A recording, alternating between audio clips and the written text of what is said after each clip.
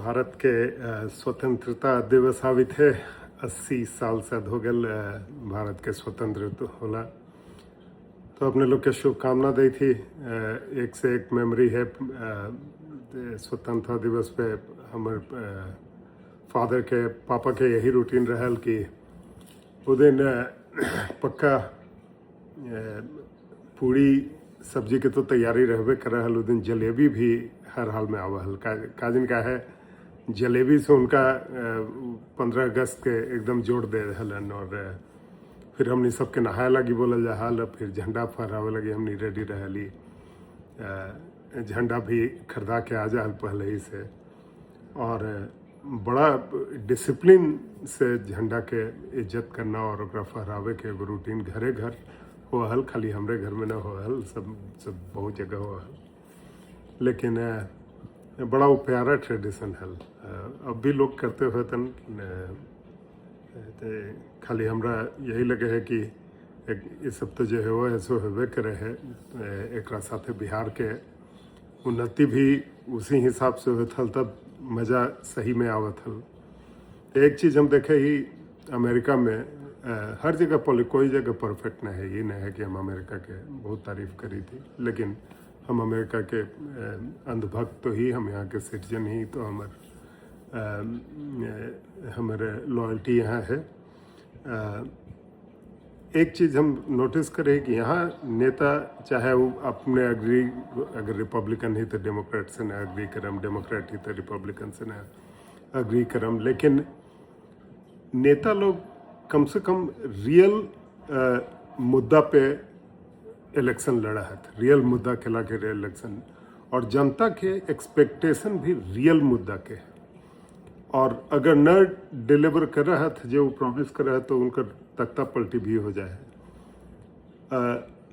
लेकिन यहाँ ये नहीं है कि आदमी बहुत ज़्यादा जात पात तो खैर कोई है ये नहीं है। यहाँ पे थोड़ा बहुत कलर के भेदभाव, लेकिन वो सब बड़ी रेयर हुए है। लेकिन चूंकि बैड न्यूज़ इतना फैले है तेज़ी से, तो अब इंडिया में तो उधर तो मीडिया तो हमेशा कोई भी बढ़िया चीज़ के खिलाफ रहे हो तो बड़ी बैड चीज़। तो इंडिया में रहूँ चाहे कोई और कंट्री में रहूँ, इंडोनेशिया में रहूँ, जापान में रहूँ, तो लगता है अरे बाप अमेरिका में तो रंग के चलते ही है वो है। लेकिन वो हमरा न लगे है कि 0.001% भी ऐसा कोई घटना हुए है। लेकिन छोटा ही घटना हो तब भी ओकरा सब उछाल दे हाथ। तो मीडिया के काम है लड़ाना। जहाँ जनता अपन दिमाग में लग वहाँ लड़े लगी रेडी है हर घड़ी। तो यहाँ पे जैसे जब डेमोक्रेट पार्टी के प्रेसिडेंट हलन बाइडन, तो उनका दिमाग में क्लियर हल कि डेमोक्रेट पार्टी में कोई सॉलिड कैंडिडेट आगे है ना। और जितना आदमी भी डेमोक्रेट पार्टी के जो बैकबोन हत, जैसे जॉर्ज सोरोस टाइप के लोग जो हत, जे लोग ये पार्टी के जिंदा रखना चाहिए था। हालांकि एक जे काम करे के स्टैंडर्ड है वो तो बड़ा ही हमरा हिसाब से तो बड़ा विचित्र, बड़ा धीरे धीरे गिरई चले जाए थे। कोई सॉलिड पॉलिसी ना, कोई सॉलिड नेता न रहत। लेकिन वो हमार पर्सनल ये है। तो लेकिन जब बाइडन एलन तो उनका मालूम हल कि वो उनका पार्टी में अब मजबूत नेता लोग ना है।